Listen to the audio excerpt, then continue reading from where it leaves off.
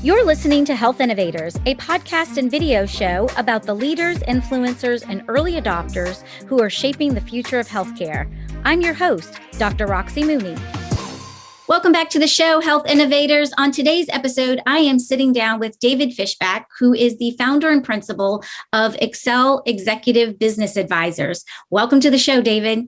Thanks, Roxy. It's great to see you again, and I appreciate you having me today. Yeah, absolutely. I'm excited to have this conversation today. But before we get started with our questions, tell our audience a little bit about your background and what you do.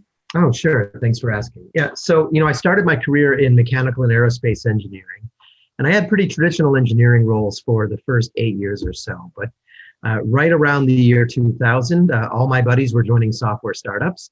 And I happened to encounter a software startup called Phase Forward. And we were doing what would now be called cloud-based systems for clinical research, the testing of drugs and medical devices, and the safety and pharmacovigilance that goes along with those. So that set me onto a different path. I was there early. I was not a founder, but I was there early, and we grew very quickly, made multiple acquisitions and operational integrations, both poorly and well.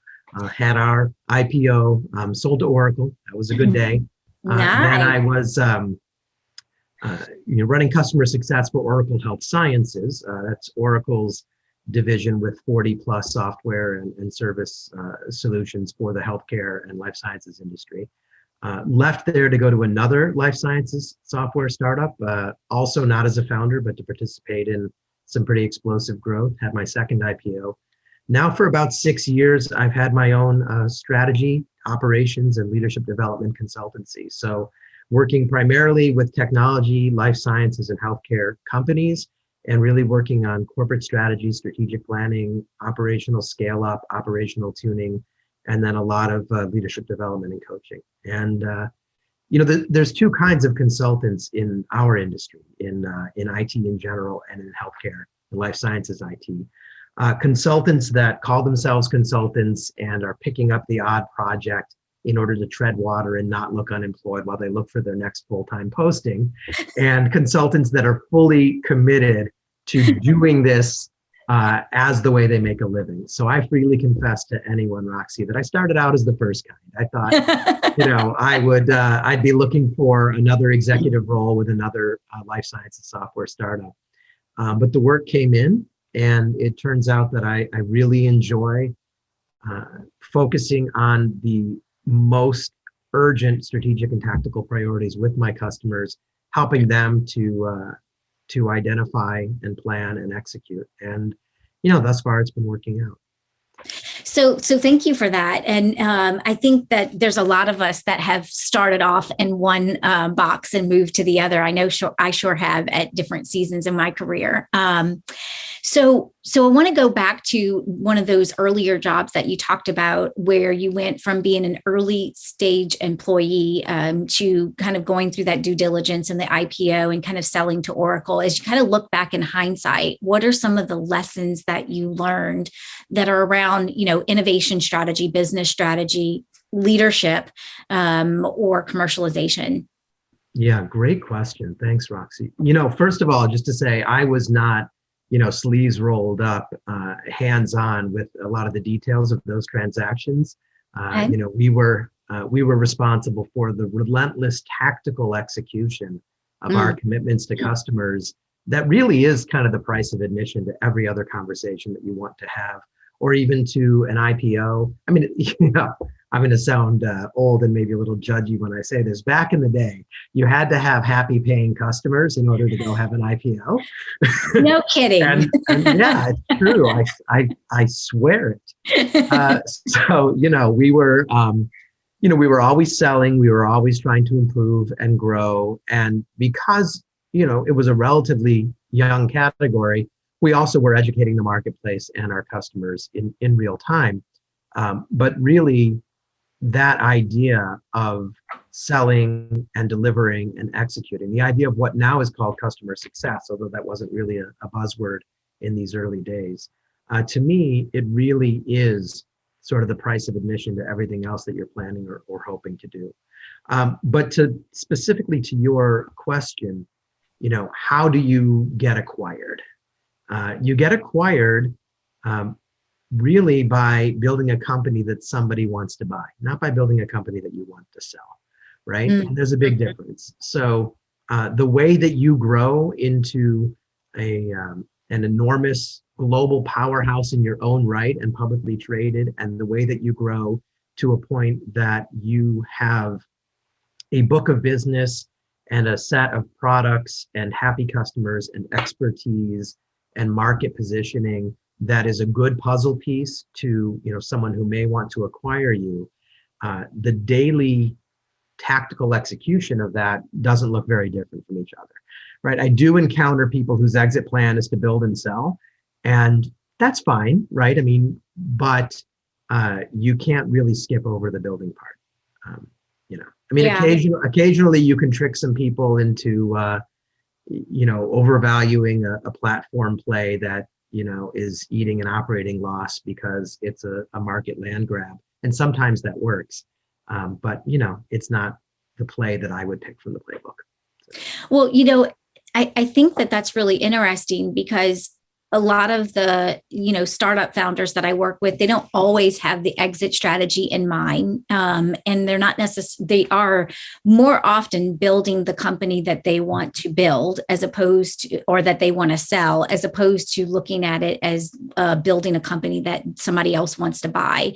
And I think that there are some decisions that are the same, but there are also some decisions that are pretty different. And so really being able to sort through that up front. I was talking to someone, last year, way before the COVID pandemic. And, they were in the early stages of their company. And I was asking them about their exit strategy. And they were like, whoa. Like, we're in like pre-launch mode. And I'm like, yes. Like, we need to be able to think about that long distance vision that you have. So that way we're making some of those decisions early on that set you for that right path. Yeah, I obviously I don't know all the details of that particular relationship with that particular customer. In general, I prefer a founder and a founding team in a company that isn't overly focused on the exit strategy. To me, the most compelling founders are ones who are trying to solve a problem that they experienced, and they think they have a way to ameliorate that experience for other people in the position that they used to have, or with the responsibilities that they used to have, where they go out and they're trying to, resolve an issue. So the first startup that I was a part of was founded by a guy named Dr. Paul Bleicher, brilliant physician, brilliant clinician, great guy too, right? But he was aiming directly at the things about clinical research that drove him crazy, and that he perceived took an inordinate amount of time from his staff without adding value. And that's what he was laser focused on. And I think that was part of why we were successful, was because he was right that he was not the only physician who felt this way or who needed these tools and these improvements. Yeah. Yeah. Well, I mean, I think that's definitely a great motivator and a great starting point. One of the pitfalls I see around that approach, though, is that problem pervasive enough to create a viable business model around it. And a lot of times when I'm working with innovators, they really do fall in love with the solution that they have in mind to bring to market, because they have such personal experience with the problem and are so passionate about how to solve that in their own ecosystem, that sometimes tend to skip over critical strategic decision making around customer discovery, or validating and testing business ideas early on. They're like, no, it's real, I know it, and I can skip all of that, and then end up bringing something to market where there really is no general market need to have a viable, feasible business around it. But it also, at the same time, is a great starting point to kind of ignite that passion of wanting to transform the industry, right? You're completely right about that, right? The critical step of figuring out, am I really, just one of many who have this problem and would pay for it to be solved, right? Yeah. And figuring out, is the thing that I built really a thing that solves this problem, that relieves this pain, and figuring out, whether the thing that I'm building that I'm really, very much in love with is already out there in the marketplace. I encountered a potential new client. They were very excited about what they were doing. They were very excited about what they built, and they had a good MVP, minimum viable product. But there were other products already in market that already were doing almost exactly the same thing. And they were deflated when I, pointed them to these, they obviously hadn't even looked, right? To see if anyone else was already doing it. So many people are like, no one else is doing this. And you're like, I just did a simple Google search, and yes, they are. It was a painful moment, but hopefully, it saved them some wasted effort, right? And, and the thing about that you're saying, right, is the problem big enough? Is the pain real enough? Do people really need this? Will people really pay for it? That comes to a really important point that I make with all of my clients. And not all my clients are startups, right? I work with some, customers of appreciable size.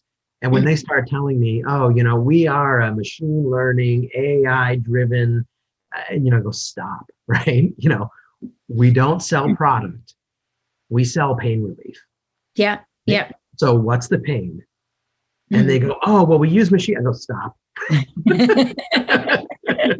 And that's a big issue. I think that is one of getting the communication and the value message or the offer correct is it's so simple, but it is extremely difficult. And I think that in a lot of ways, you can have a lot of other things right, but if you don't get that right, you're going to be set on a path of failure instead of success. No, I agree with you. I usually refer to grandma's pie, right? This is how I talk about it, right? I go, okay, you own the kitchen, you've designed and built a lot of the equipment, you bought state-of-the-art equipment, right? You're really excited to tell me about all of the features, of grandma's oven. You can do this and this and this. I go, there will be people who care about that. Large enterprise customers will want to know what's going on in the kitchen. Anybody who's looking to partner with you or acquire you will want to know what's going on in the kitchen. But most people want to taste the pie, right? Yes. So don't talk about grandma's oven. Talk about grandma's pie. Yeah. Right? And this is really all about how your customers and your users, and especially in the SaaS world, especially in healthcare IT, not only, but especially your customers, the people that are making the buying decision, and your users, the people that are going to have to use this software or this equipment or these tools, are often not the same people. And so you have to pay attention to the customer journey, the buying journey, but also the user's journey. You want to talk about how they're going to experience your solution and how are they going to experience it. So, and when you can do that, it's funny because you said something along the lines of it's hard and it's easy. I used to work for a guy who said that he always kept two presentations ready to go on his laptop. And one presentation was about how hard this is, and the other presentation was about how easy this is. And when you get the market message right, it's so right that it seems so obvious and that it seems so simple that the amount of work that went into clearing away all of the buzzwords and all the schmutz and all the distractions to really, really tune that message and find it and nail it and have every person in the company and every investor and every target customer go, oh yeah, I totally get it. Yeah. Right? It's hard to make it look that easy, but when you get it right, then absolutely. you know you have it right. Yeah. So you've talked, quite a bit in some of our earlier conversations around differentiation and competitive advantage. And so kind of just share with our audience, what are some of the mishaps around trying to differentiate your solution from other ones on the market? And then what do we need to do going forward to make sure that we're really are owning the space that we can from a positioning and competitive advantage standpoint? Yeah, great question, right? In most of these markets, a technological competitive advantage or a feature and function competitive advantage is very, very difficult to establish and impossible to sustain. Yeah. Intellectual property notwithstanding, right? The feature and function and technology normalizes and renormalizes very quickly. And the customers do it to you without meaning to. They go, oh, you know what?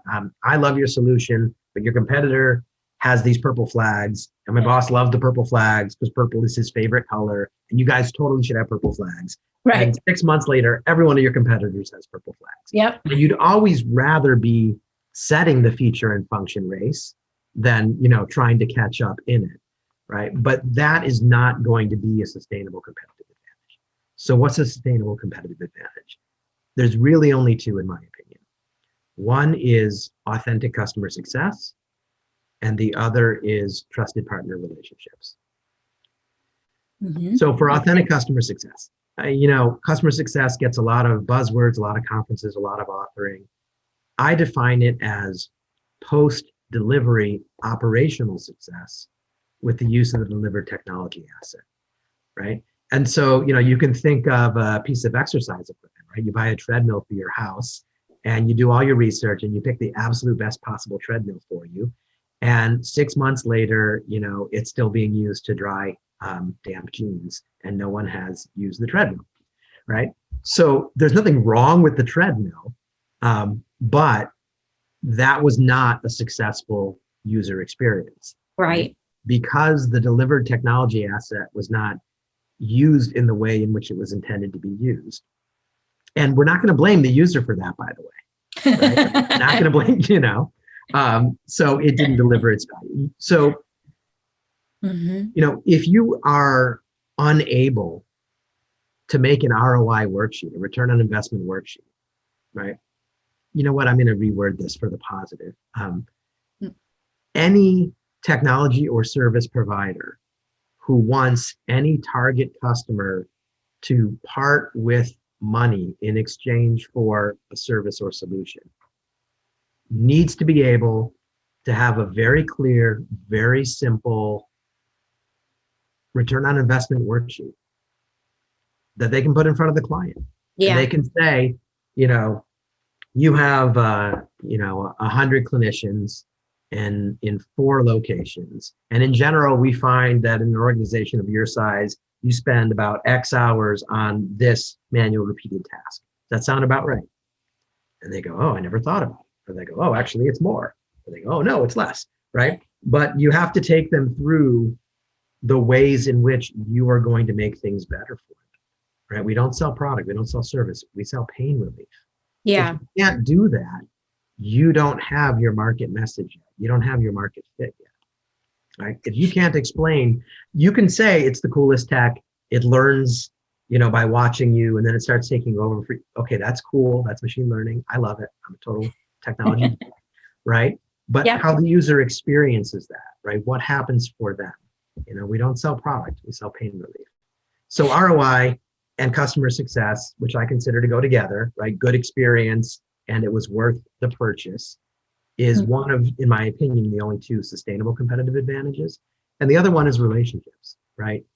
There are certain portions of this market, especially in healthcare, where the risks are too high not to work with a trusted pair of hands.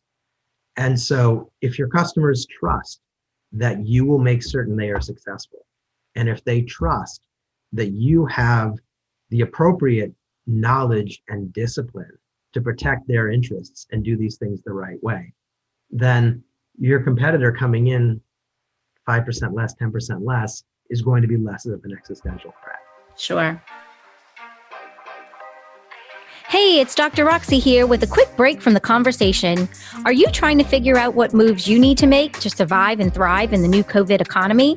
I want every health innovator to find their most viable and profitable pivot strategy, which is why I created the COVID Proof Your Business Pivot Kit. The Pivot Kit is a step-by-step framework that helps you find your best pivot strategy. It walks you through 6 categories you need to examine for a 360-degree view of your business. I call them the 6 critical pivot lenses. As you make your way through this comprehensive kit, you'll be armed with the tools, tips, and strategies you need to make sure you can pivot with speed without missing out on critical details and opportunities. Learn more at legacy-dna.com/kit.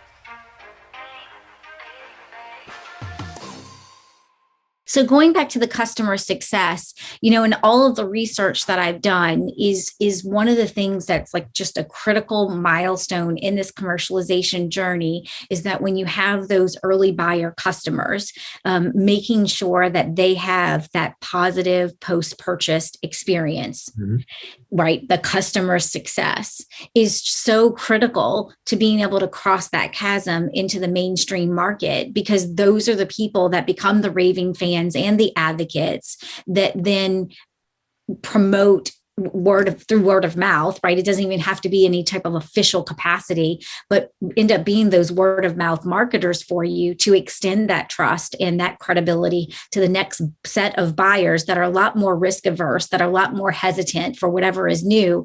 But, Bob bought it earlier and Bob said that it's great. So now, okay, he had success with it. So that means I will probably have success with it. And I just think that that's so critical.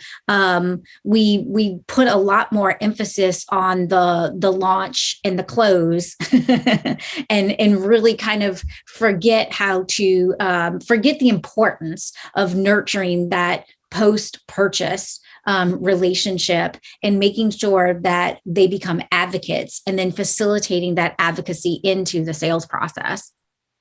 Yeah, I agree completely. We learned that the hard way, right? Yes, we do. In our before customer success was a common phrase, right? Shortly after the turn of the millennium, that's fun. Yeah. We were experiencing customer dissatisfaction, and we were doing software for clinical trials, right? And so the software would be configured and it would be deployed and the teams would be trained and we'd go, oh, see, okay, we're done. Exactly. But the software wasn't the real project. The clinical trial was the real project. Yeah. Right. And so to hand the customer the keys and go call support if you need anything, that wasn't working. Right. And so we called it operational account management because, again, customer success wasn't a thing. Right. But we realized that we needed this systematic approach to helping our customers to experience operational success with the technology assets that we've delivered. And once we started doing that, a lot of things fell into place. A lot of other things fell into place too, right? I don't want to give all the credit to my department. Right. We had absolutely terrific software. We had absolutely terrific salespeople. This was a really exciting and wonderful company of which to be a part. And our talented alumni are throughout the industry because of the success that we had. Yeah. But it really, I'll tell a different angle on it, right? So we had a large operation in Europe, a large operation in the United States. We were growing very, very quickly. We were hiring project managers. We were a software company for clinical trials. Mm-hmm. So not through any discussion, but just because of what people knew or what people thought. In the United States, we primarily were hiring seasoned, experienced, well-trained IT project managers. And in Europe, we were hiring seasoned, experienced, well-trained clinical project managers who had been running clinical trials for pharmaceutical companies or contract research organizations, and whose knowledge and experience of software was less than their American colleagues. But for the American colleagues, the knowledge and experience of what a clinical trial really involves was significantly less than their European colleagues. Sure. And, we eventually came to understand that we were kind of both wrong and both right, but it really was my European colleagues who first illuminated to me that delivering the software wasn't the project. The clinical trial was the project. Once we started talking that way, once we started talking in terms of our customers' project as opposed to ours, that's when a lot of things really began to fall into place. So, when I hear, you speak or even myself speak, a lot of this stuff is somewhat common knowledge, in the sense of that it's a lot like intellectually as business leaders, we know these things. Mhm. So where and why do we struggle so difficult to like, yeah, it's in my head. It's really easy for me to tell other people what they should do. But when it actually comes down to putting in practice, there's just seems to be this disconnect where I kind of forget what's in my head. And, I just overlook those things. It's a great question, right? I mean, if we can solve it, I think we're really onto something. Yeah, let's figure out how we can monetize it later. My mother's, so I received a text from an old friend that I hadn't talked to in a while, and this was just purely random. But she said, "I was quoting your mother today," and I was like, "About what?" She's like, "Common sense and common knowledge are not common." No, I'm sorry. I muffed it. I can't believe it, right? Yeah. No, she's like, your mother always used to say, common sense and common courtesy are not common. And, and so maybe that's part of the answer. But the other part of the answer is it's a lot easier to take a clear-eyed look at what everyone else is doing than to look at ourselves, right? And really understand our own behavior. So, I think that's really where people like you or myself come into play, because, even for ourselves, when we're in the jar, we can't see it. Mm-hmm. But you need that advisor. You need that someone that someone on the outside that can see things much more clearly. And again, we know that, but we still, those investments are worth it, no matter how brilliant and how experienced those innovators are within those large organizations or the startup entrepreneurs. No matter how many times they've done it successfully, you still need that thinking partner. You still need that advisor that's going to help you wrestle with all of these choices and decisions that you're making along the way, and get you and hopefully be able to shine some light on different things that maybe you weren't going to consider before. Yeah. You're absolutely right. And, I tell people, look, you're very good at this, right? You've gotten very, very far and you've done very well. And that's why you're in the position that you're in. But the greatest athletes, the greatest musicians, the greatest performers in the world have trainers and have coaches, because they are always working on improving their craft. And, it sometimes depends on who's bringing you in, right? If the private equity firm is bringing me in, then I'm greeted by the executive team differently. Then if the board is bringing me in, the truth, right? Then if the board is bringing me in which case I'm greeted by the executive team differently than if the CEO is bringing me in, right? But it all begins the same way, which is, if I go, I'm here to listen and help. Yes, I am here to listen and help, but those words don't have a lot of impact, right? You have to get in there and you really have to listen and reflect. And then, something you and I were talking about the other day, right?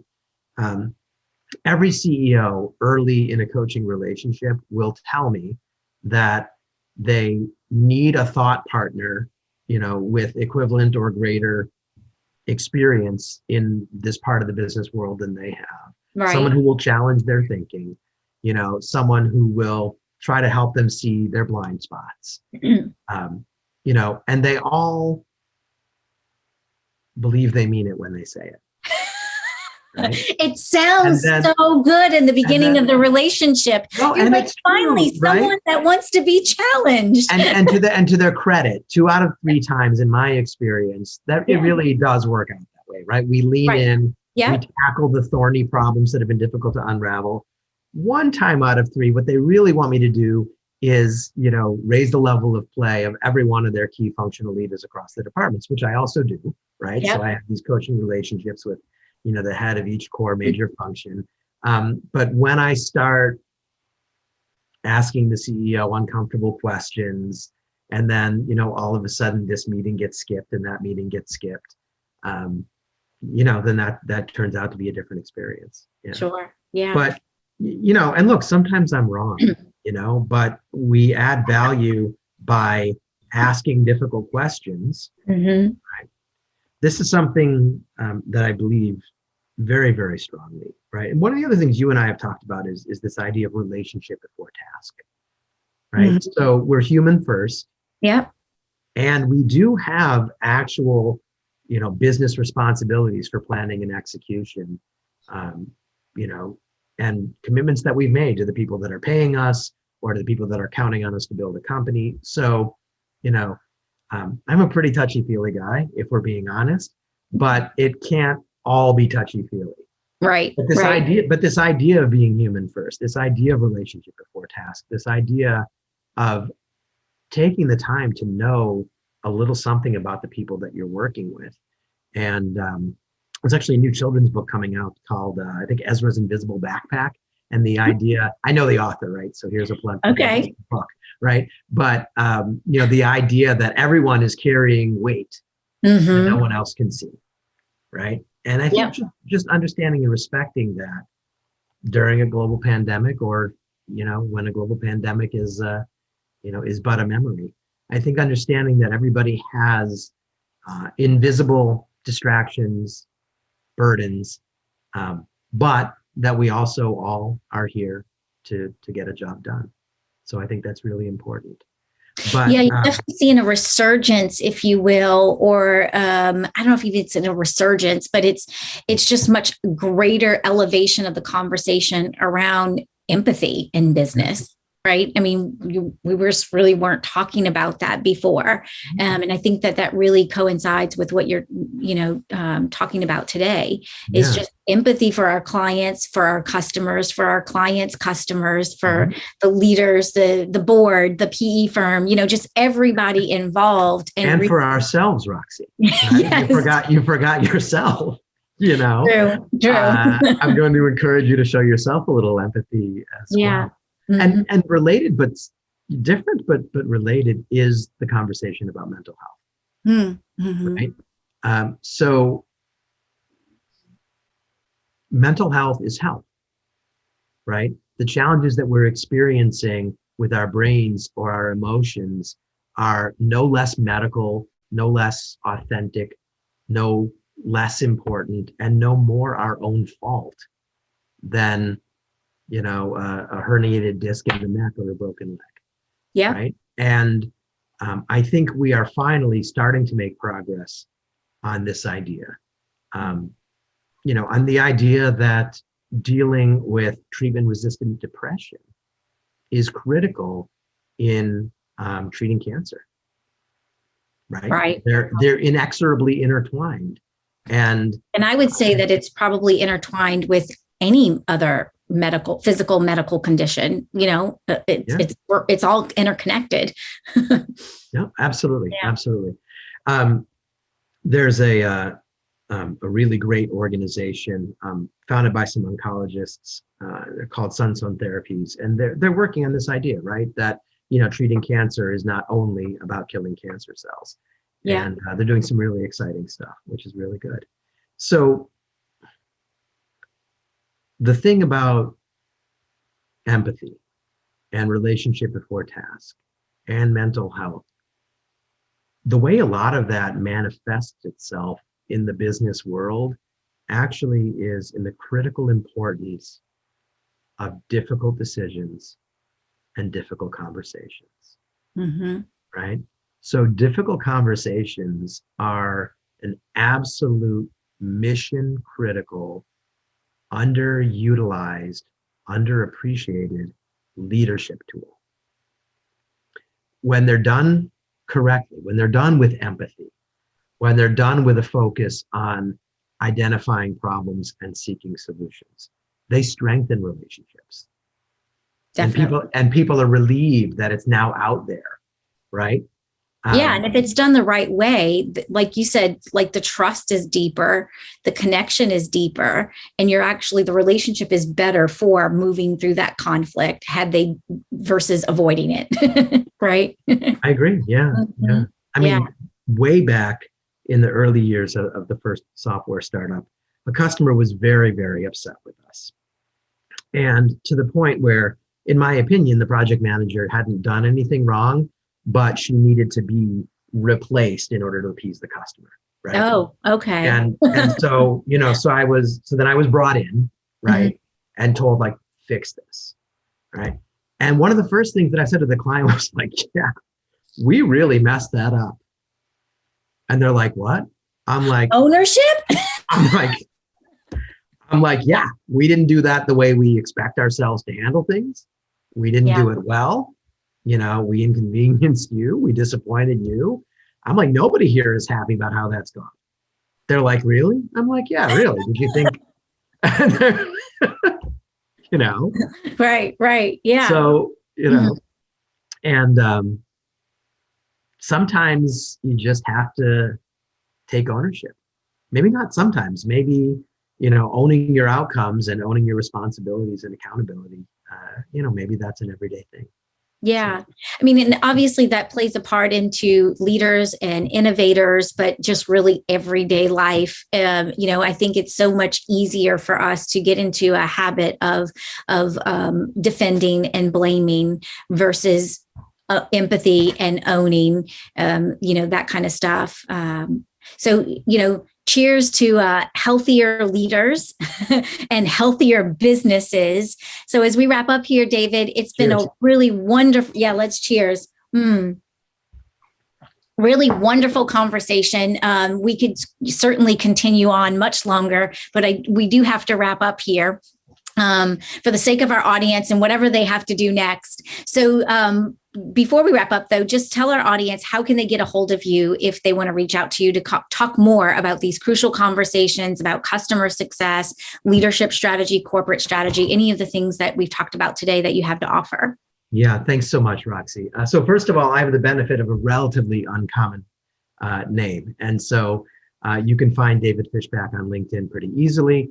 You can email me at david@Excel Advisors, EXCEL-ADVISORS.com. You also can read more about who I am and what I've done and what we are doing as a team these days on the exceladvisors.com website. So I look forward to our conversations. Awesome. Thank you so much for being a guest today. Thank you for having me, Roxy. It's always a pleasure. And just a plug for you in terms of the things that you are doing in the healthcare IT marketplace for commercialization and bringing real beneficial solutions to solve real problems for real customers. It shouldn't be underestimated. I don't think the great work that you're doing. So thank you for all that you're doing, and I look forward to our continued collaborations. Absolutely. I'm sure there's more to come. People all our audience, just be on the lookout for it. Terrific. Thanks so much. Thank you so much for listening. I know you're busy working to bring your life-changing innovation to market, and I value your time and attention. To get the latest episodes on your mobile device automatically, subscribe to the show on your favorite podcast app like Apple Podcasts, Spotify, and Stitcher.